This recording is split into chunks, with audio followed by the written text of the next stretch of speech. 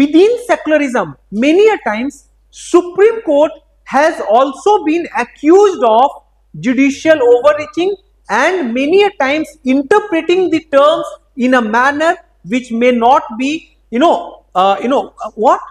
Which may not be given in the constitution. No, that is not the only thing. Which may not be given in the constitution, that could be correct, but at the same time, which may also create more contention, which might turn out to be contentious.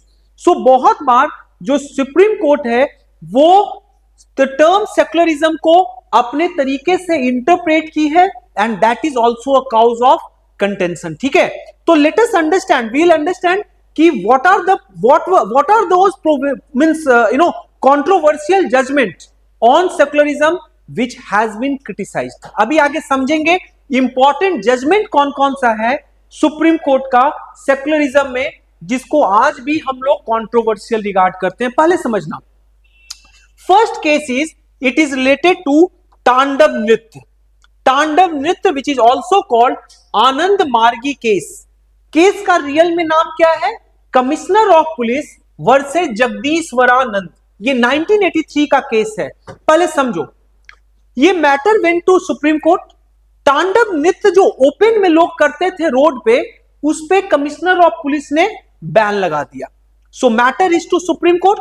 Supreme court में मामला पहुंचा on interpretation of article 25. Article 25 के interpretation पे this matter is to supreme court. जब supreme court में मामला गया तो वहां पे सुप्रीम कोर्ट ने क्या बोला कि though Anand Margi is a separate sect, they are sect, but tandav नृत्य is not an essential religious practice. तांडव नृत्य आप अगर रोड पे कर रहे हो so it is not an essential. वहां पर से वहां मुझे दिखना चाहिए आयुषी, वो ऑनलाइन बच्चे को मैं देखना चाहता हूं, अगर कोई क्वेश्चन पूछेंगे तो ओके तुम बता देना. सो तांडव नृत्य is not an essential religious practice. Understood? So यहां पे supreme Court was criticised because Supreme Court was taking the role of a theologian. Supreme Court बता रही थी कि क्या इसेंशियल प्रैक्टिस है और क्या नहीं है. अभी भी ये मैटर, ये वाला मैटर नहीं, अभी जो सबरीमाला वाला जो केस है उसमें भी ये मैटर हायर कोर्ट एक और कॉन्स्टिट्यूशनल बेंच के पास जा चुका है and that matter is under sub judice. I am not talking about this Sabarimala case में, अभी उसको डिस्कस इसलिए नहीं करूंगा because right now it is lying with the supreme Court. ठीक है, तो ये समझे. तो सुप्रीम कोर्ट बोला कि though Anand Margi is a sect लेकिन तांडव नृत्य is not an essential religious practice and hence they can not से कि अंडर आर्टिकल 25 जो तांडव नृत्य वो रोड पे कर रहे हैं वो they should be allowed to do. ठीक है, सो यहां पे supreme court has been criticised. ठीक है, लेकिन to some extent I would agree with supreme court as a theologian नहीं, लेकिन as a supreme court it was the responsibility of the supreme court to maintain law and order on the street. Street पे ये करने की जरूरत नहीं है, चाहे कोई भी हो, हिंदू हो, मुस्लिम हो, anyone, if they are doing something which is causing ruckus for the people, inconvenience for the people, that is not the place. आपको जहां करना है घर पे करो, कोई स्पेशल आप फील्ड के लिए परमिशन ले लो वहां करो, but it should not cause ruckus to the common public. ठीक है, सो एक ये है, मेरा वहां पे लॉजिक अलग है, इनका लॉजिक अलग था. सुप्रीम कोर्ट का लॉजिक है कि it is not an essential religious practice. that is not the job of Supreme Court to determine कि essential religious practice है क्या. अरे आप लोग थोड़े religious scripture के head हो. ठीक है, that's the first case. Sir, yes, jallikattu को कैसे वो डिसाइड की religious practice है? यही तो मैं तुमको बोल रहा हूँ. this is what I'm saying ना. so many a times, कल प्रताप भानु मेहता का मैंने बोला था ना, Pratap Bhanu Mehta is a big critique of judiciary. वो बोलते क्या है कि many a times judiciary जो है it does not give some wide ranging principle, rather yes individual opinion matters the most. जिस जज को जैसा मन होगा उस हिसाब से वो चीजों को इंटरप्रेट करते हैं. there is no wide ranging principle. this is what Pratap Bhanu Mehta says. second important case है, ये पहले समझो, Reverend Stanislaus versus the State of Madhya Pradesh 1977 का केस है और इसमें freedom of religion, the validity of the freedom of religion act of the state of MP and Gujarat has been questioned. Issue क्या था पहले समझो. इशू था the issue of conversion. You have the freedom to practice your religion. You have the freedom to propagate your religion. उसमें खोलो bare act में. Yes, sir. Bare act एक बार देना. Propagation. 25, 26 लॉ इधर. Practice of propagation. देखो क्या है लिखा हुआ, खुद से देखो. देखो, freedom of conscience and free profession, practice and propagation of religion. So you have the freedom to practice, profess your religion and propagate your religion. तुम अपने रिलीजन के बारे में प्रचार कर सकती हो, but that does not mean that कि you can convert someone into your religion through allurement, through force, through fraud. किसी को बोला कि अगर तुम मेरे रिलीजन में आ जाओगे तो हम तुमको सालाना या 5 लाख रुपया देंगे. Are you getting? That is an allurement, that is a fraud. Okay, so Supreme court में ये मामला पहुंचा. सो सुप्रीम कोर्ट सेड कि you have the freedom to practice your religion, you have the freedom to profess your religion, but you can not go for conversion. You can not force someone else to convert. कोई अपने मन से convert हो रहा है, that's a separate issue. You can not. तो वही तो बोल रहा हूं, तुम प्रोपेगेट कर सकती हो ना. मैं प्रोपेगेट कर रहा हूं, मुझे भगवत गीता के ऊपर ज्ञान देना है, मैं बोलूंगा, अभी तुम्हारे सामने बोल दूंगा, but I am not converting you ना. तुमको ये तो नहीं बोल रहा हूं कि भाई तू भगवत गीता पढ़. मेरी बात समझी ना? जबरदस्ती नहीं ना कर रहा हूं. I am just propagating my religion. मुझे क्या अच्छा लगता है भगवत गीता का, मैं बोल रहा हूं. वचन यहां अलाउड नहीं है. हमेशा तो सुनती हो कि सुंदरकांड का पाठ हो रहा है, भगवत गीता का पाठ हो रहा है ना. सो सुप्रीम कोर्ट सेड कि freedom of religion, you have the freedom of religion, but you can not force someone और you can not convert someone into your religion through force, allurement और फ्रॉड. सो इस matter पे supreme Court को criticise Christian missionaries वालों ने किया, क्योंकि सबसे ज्यादा कन्वर्जन में वही लगे हुए थे. So this was also criticised. Gujarat और एमपी ने कन्वर्जन पे बैन लगा दिया था, तो उस लॉ को यहां लाया गया सुप्रीम कोर्ट में. सुप्रीम कोर्ट बोला कि स्टेट ऑफ एमपी और गुजरात का जो लॉ है दैट इज जस्टिफाइड. आप फोर्स कन्वर्जन नहीं कर सकते हैं. फोर्स कन्वर्जन को इन लोगों ने बैन कर दिया था. ठीक है. Third is yes affirmative action को रूप में दिखाती है, कर सकते हैं क्या? अफर्मेटिव एक्शन को कौन कर सकते हैं? जैसे कि जो कन्वर्ट हो गया है उनको ये फैसिलिटी है. क्यों, कैसे करेंगे आप? कोई भी फैसिलिटी, जैसे ही बात आ गया एल्यूरमेंट है. सर जैसे कि अभी देखिएगा, आप जितना भी गवर्नमेंट स्कूल्स है, हाँ, जो एसटी कैटेगरी के जो कन्वर्ट होके आते हैं, ठीक, उनको एजुकेशन फ्री है, बुक फ्री है, ठीक, ठीक है, कोई किसी टाइप का ये नहीं है. तो दैट इज ऑल्सो एन एल्यूरमेंट. लेकिन तो ये सब ओपनली होता है. तो वो गलत है. ओपनली हो रहा है, कोई कन्वर्ट होके उसके बाद वहां गया और उनको फ्री का मटेरियल मिल रहा है तो कोई दिक्कत नहीं है. लेकिन कन्वर्जन के टाइम ये बोलना कि if you would convert to Christianity हम लोग ये देंगे वो देंगे, दैट्स एन एल्यूरमेंट. मतलब ये तो कोई भी ओपनली नहीं बोलेगा. हाँ, तो वो गलत है सुप्रीम कोर्ट के हिसाब से. ठीक है. नेक्स्ट केस देखते हैं. ये भी बहुत बड़ा लैंडमार्क केस है, Ismail Faruqui versus Union of India case 1994. Supreme court ने इस केस में क्या बोला? This is also controversial judgement कि इस्लाम जो है, मॉस्क जो है, is not an essential part of Islam and Muslims can pray anywhere including in the open. मतलब मस्जिद जो है वो रिलीजन का इसेंशियल पार्ट नहीं है. Okay, and Muslims can pray anywhere, जहां भी उनका मन है वो प्रे कर सकते हैं. कोई जरूरी नहीं है कि उनको मॉस्क में जाकर ही प्रे करना है. And mask is not an essential part of religion. मतलब कि लाइक हम लोग जो है, हमारा जो है the kind of association which we share with temple, वो उनके कंटेक्स्ट में नहीं है. Mosque can be shifted from one place to another place because this is not an essential part of Islam. ठीक है. This was another controversial judgement. खुद से समझो इसका इंप्लीकेशन. डेमोलिशन ऑफ बाबरी मस्जिद एक तरीके से it was justified because that is not an essential part of Islam. ऐसे सुप्रीम कोर्ट का वो इंटेंशन नहीं था.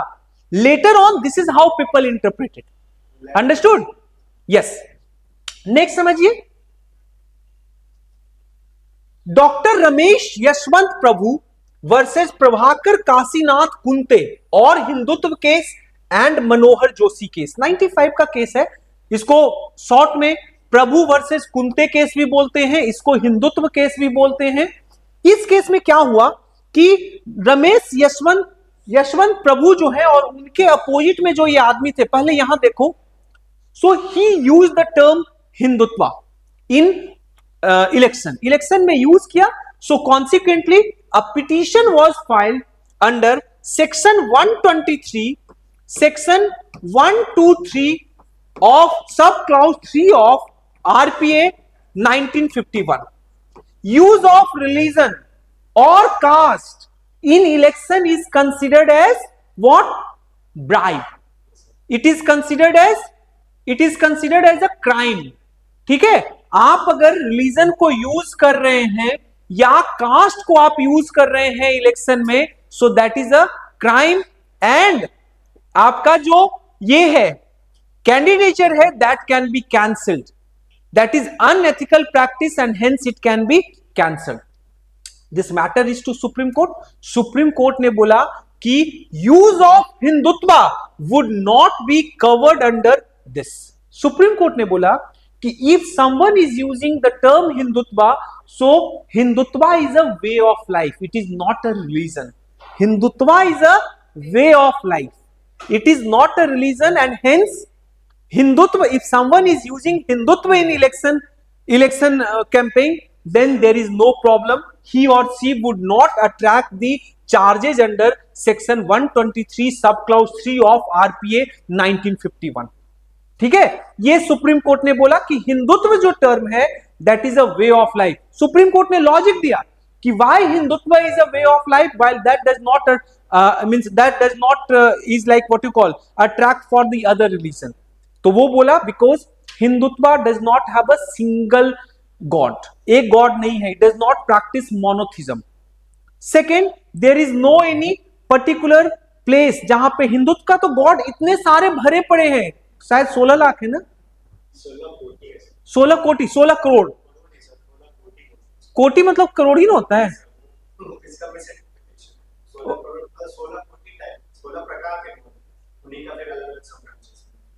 ओके ओके ओके ओके, नहीं मैंने कहीं पढ़ा था।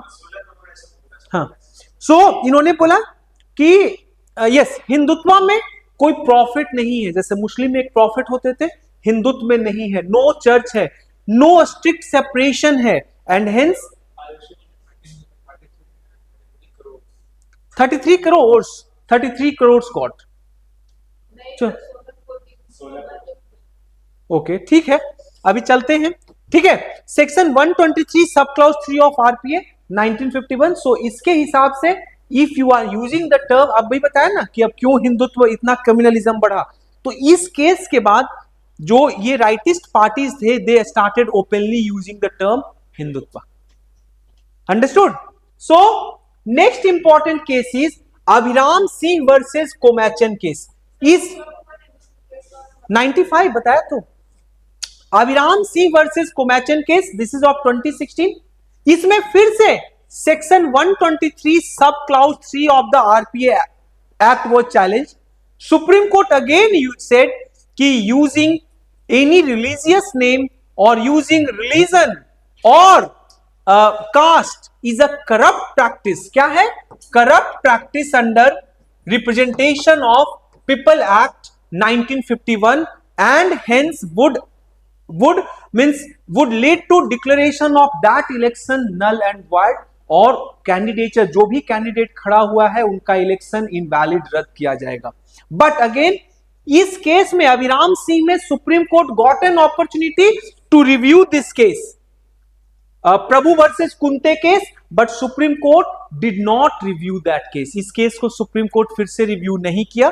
अगेन शीतलवार जो है वो फिर से एक पिटीशन डाली है। अब देखिए सुप्रीम कोर्ट में क्या होता है।